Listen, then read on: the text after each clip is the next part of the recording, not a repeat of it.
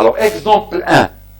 Avec l'équation de Poisson, on va traiter le problème qu'on a fait tout à l'heure avec le théorème de Gauss. C'est-à-dire, une sphère, la voilà, de rayon grand R, de centre O, chargé en volume. Et là, une densité volumique rho. Donc, on a deux cas. OM égale à petit r. Je nous mets les deux cas, ou bien le point M se trouve ici, ou bien le point M se trouve ici. Donc, on a R inférieur ou égal à R, ou on a R supérieur ou égal à R. Alors, est-ce que je vais commencer par ce domaine ou ce domaine? Lorsque je vais intégrer l'équation de Poisson, il va apparaître une constante d'intégration. Alors, toujours, on commence par le domaine qui contient un point particulier où on connaît le champ. Wesh, un point particulier là où vous connaissez le champ. C'est oui, lequel? Que représente O pour la distribution? O, c'est un centre de symétrie. O est un centre de symétrie. C'est-à-dire que E, lorsque R égale à 0, est égal à 0. Donc si la distribution admet un centre de symétrie, le champ au centre de symétrie, il sera nul, toujours. Alors le 0, donc E de 0 égale à 0. Il appartient à quel intervalle? Est-ce que à cet intervalle ou là à cet intervalle? Je nous vois de l'intervalle le win. C'est 0, R. L'intervalle tani, c'est R plus l'infini. Alors, puisque O, il appartient à l'intervalle 1, je commence par cet intervalle. R inférieur ou égal à grand R. Où se trouve le point M? Ici. Ah, voilà M. L'équation de la divergence, qu'est-ce qu'il dit? Div de E égale ρ au point M sur epsilon 0 égale ρ sur epsilon 0. À quoi est égale la divergence en coordonnées sphériques que j'ai écrit tout à l'heure?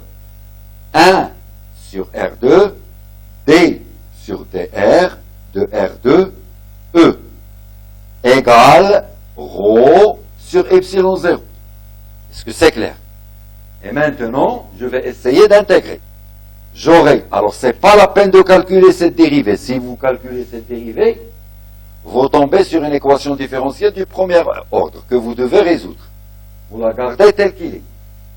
D de R2 E égale ρ sur epsilon 0 fois R2 fois DR. Est-ce que vous voyez ce que j'ai fait?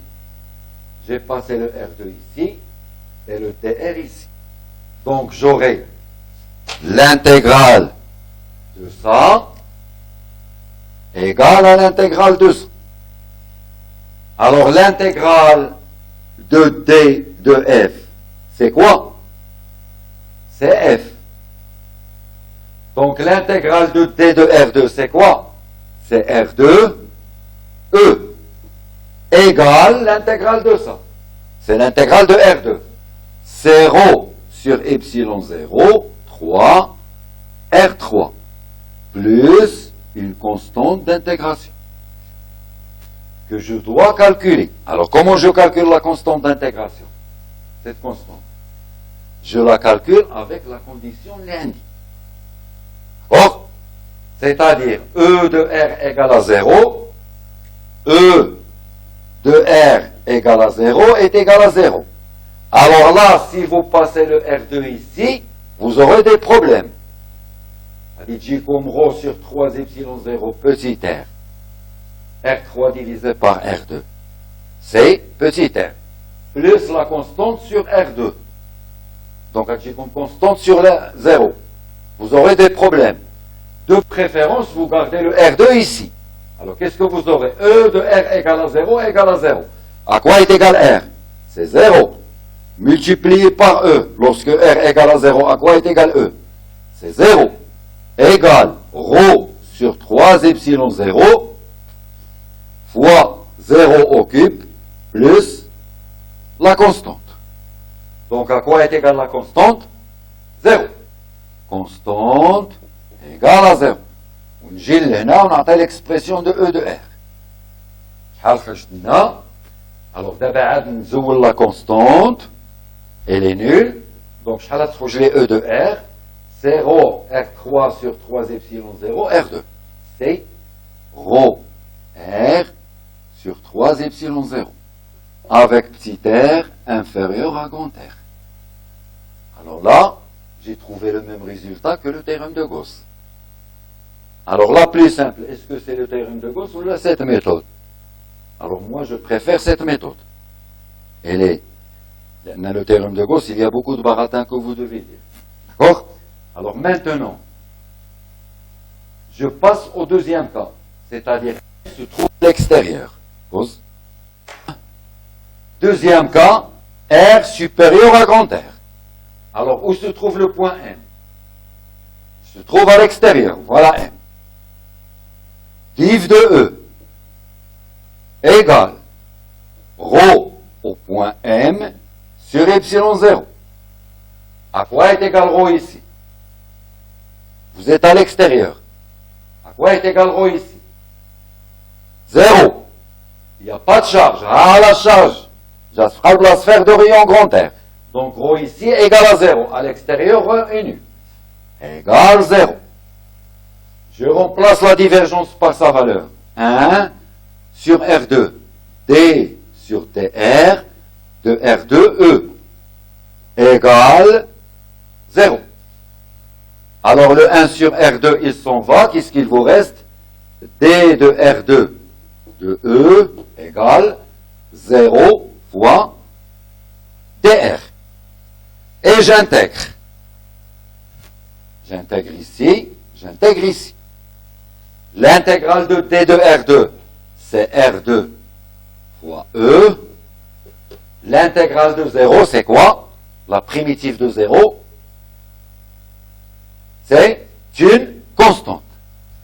Donc, constante prime. C'est-à-dire que E de R égale à constante prime sur petit R2. Il faut calculer la constante prime. Pause. Dites, pour calculer la constante prime, alors on utilise la continuité du champ. Il s'agit d'une distribution volumique, donc le champ est toujours continu. La continuité, en quel point on va la prendre? Au point particulier qui appartient aux deux domaines, c'est-à-dire grand R. E de R plus égale E de R moins. Oui, là, quand on a, au lieu d'une distribution volumique, on a une distribution surfacique, là, le champ n'est pas continu. E de R plus moins E de R moins égale à sigma sur epsilon 0, qu'on avait tout à l'heure. Alors, E de R plus, c'est quoi? Je suis dans quel domaine? Wesh fada ou la fada? Le premier ou le deuxième? R plus. Je suis ici. Donc, j'utilise ça. C'est constante prime sur R au carré. Je remplace petit r par grand R. E de R moins, je suis où? Ici. Rho, grand R, sur 3 epsilon 0.